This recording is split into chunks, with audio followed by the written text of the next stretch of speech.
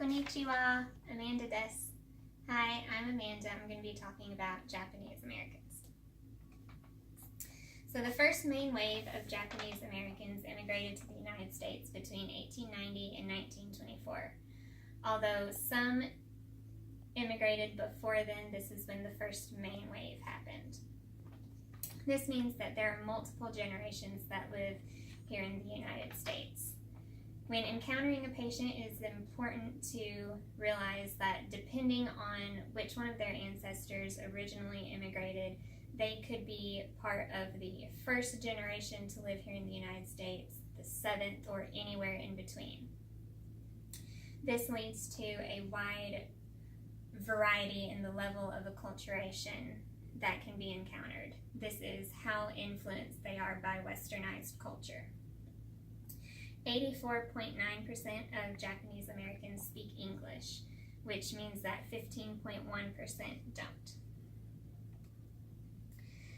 The Japanese have four main values. The first is a sense of hierarchy or filial piety, which comes from their history with Confucianism and means that they have a respect for their elders, both elders in age and in status. There is also a sense of collectivism or a group mentality that can be seen in the family as well as the workforce. They also practice emotional self-control, a sense of modesty and directing attention away from themselves. Self-praise or the acceptance of praise can be seen as impolite or disrespectful. So they may even go as far as putting themselves down in order to direct attention away from themselves. Nonverbal communication is another important value. They believe that their true innermost self can't be adequately expressed verbally. So about 55% of their communication is nonverbal. They work to empathize with each other and truly understand what is going on deep down as opposed to just what is explicitly shown. So the family comes first. Individual accomplishments, individual failures, they're not only reflected on the individual like they typically are here in the United States. They are reflected on the family as a whole. So accomplishments are great, but failures can go as far as bringing dishonor to the family. There is this concept of kodomo no tameni, which means for the sake of the children. The elders in the family see the young generation as very important, and so they make sacrifices so that the young generation can have better opportunities and a better life than they did. And like I said, in the family you can see their hierarchical structure, where males typically hold the highest positions and are therefore typically the decision makers when it comes to healthcare. As far as their boundaries of space and time go, the Japanese, like other Asian cultures, are pretty tolerable when it comes to crowding because they come from very dense cultures, very dense cities. That being said, the Japanese enjoy a private personal space with set boundaries, both physically and socially. So they only really engage in self-disclosure with those that they feel very comfortable with, very close to, very trusting relationships. They are also generally future-oriented when it comes to dealing with Americans. So they will be prompt, keep their appointments.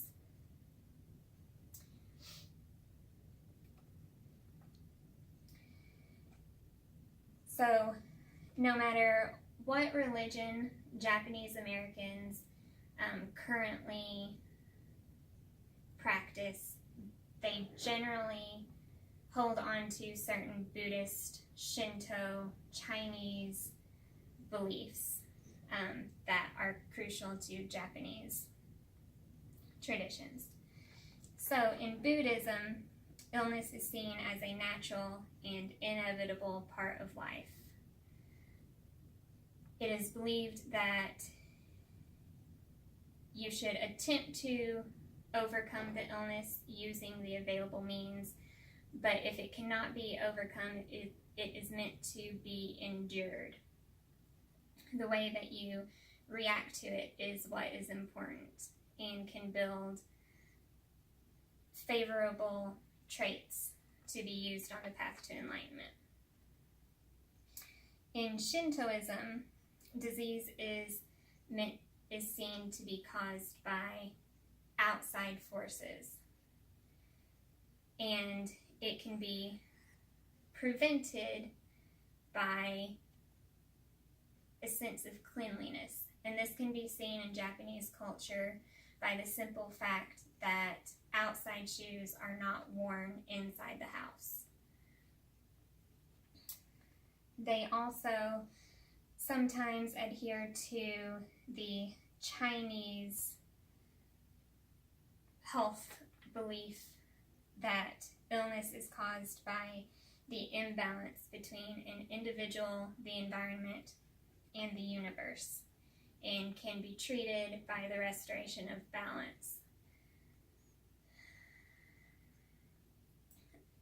Other treatments that are sometimes used by Japanese Americans include acupuncture, acupressure, massage, and other Oriental remedies. In talking about death and dying, death is seen as a natural part of the lifespan. It can be caused by a powerful entity, it can be caused by chance, that varies, but it is a natural part of the lifespan. So that being said, a lot of Japanese Americans don't mind talking about it when they're healthy. Once they get to the point of coming to the end of their life, it's not talked about so much. They want to prepare ahead of time, so they don't mind talking about it while they're healthy. Part of a good death is getting their finances and living arrangements and things in order so that their family isn't burdened by their death. After they die, the body is bathed, dressed, laid with the head pointed toward the north without a pillow.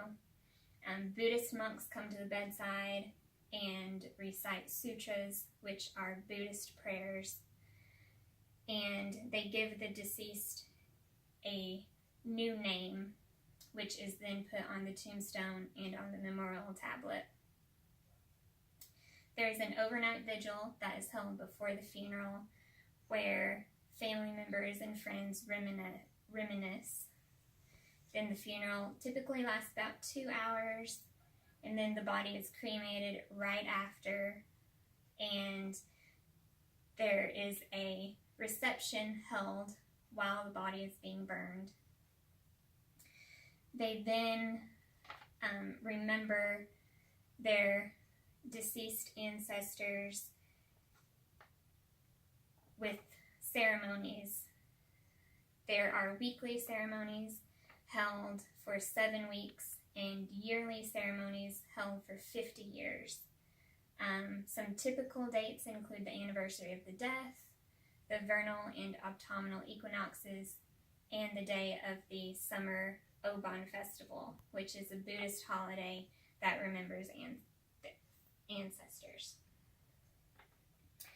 Some assessment findings when doing the physical assessment on Japanese Americans is some Japanese Americans have more of a yellow skin tone. So when assessing for jaundice, it is important to look at the sclera of the eye and not just the skin. Asian children, about 80% have Mongolian spots noted on their lumbar sacral regions. And also the genital areas tend to be darker due to hormones. There is an increased incidence of glaucoma, as well as cleft lip and cleft palate. So when educating Japanese Americans of childbearing age, it is important to stress folic acid supplementation. Also, due to a stigma that is involved with mental illness and showing emotion, oftentimes emotional conditions are portrayed as physical symptoms. This is known as somatization. So if you have a Japanese American patient who frequently has the same complaint physically, it may prove worthwhile to look into other aspects of their life, see if they're stressed, if they're anxious, because this may be their way of portraying that. When screening and treating tuberculosis, there are a couple different points to keep in mind. When screening for tuberculosis using a PPD, a heightened reaction can occur if the individual has been inoculated with BCG, Bacillus calmette-guerin. In Japan, this is a mandatory part of their health policy. So this is something to keep in mind and may require an assessment by a primary care physician or an x-ray in order to actually screen for tuberculosis. Also, when treating Japanese Americans, 85 to 90% of individuals inactivate the medication isoniazid, which is one of our common treatments. And also, this metabolism by this gene affects the side effects, increases the amount of side effects that are experienced. So it is important to monitor. Other susceptible diseases include colorectal cancer, stomach cancer. Japanese Americans are actually the top ethnic group to be affected by stomach cancer.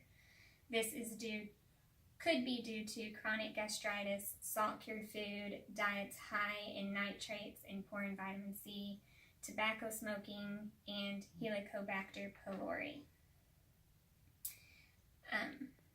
Cerebrovascular disease is the second leading cause of death in Japan. Japanese American children, especially those living in Hawaii, are affected by Kawasaki syndrome. Japanese and Asians in general have a high prevalence of lactose intolerance.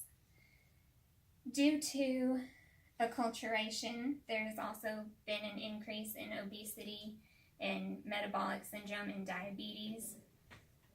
When talking about diabetes, it is important to remember that A1C testing is not as accurate when it comes to the Japanese American population. So it is important that it be paired with a oral glucose tolerance test as well. Other issues to consider are in regards to psychotropic medications, like the tuberculosis medications. Higher rates of side effects are noted, and Japanese Americans often require much lower doses to be effective. So again, frequent monitoring is crucial, and because of this high incidence of side effects, Japanese Americans are also generally wary of medication. Especially the elderly may experience PTSD due to living through World War II and being in the internment camps. And binge drinking is also an issue. Although Japanese Americans are generally found to have lower rates of alcoholism and substance abuse, them, along with Korean Americans, have the highest rates of binge drinking among Asian Americans. So, some general things to keep in mind.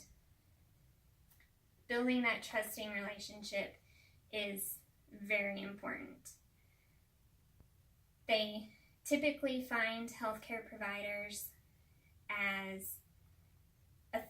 they typically see us as authority figures and want to give us their care, put their lives in our hands, so they don't have to mess with it, they don't have to think about it. This is where anticipatory care comes in. They won't ask for things because they believe that we know what they need. So it is very important to anticipate their needs and in turn continue to build that trust with them. And they don't like to disagree with authority figures. They find it disrespectful. So when they're asked questions, they oftentimes will answer yes, even if they don't necessarily mean yes. So, especially when educating them, it is important to not just ask, like, do you understand, but have them demonstrate that they understand. So, that is what I have. Do you have any questions?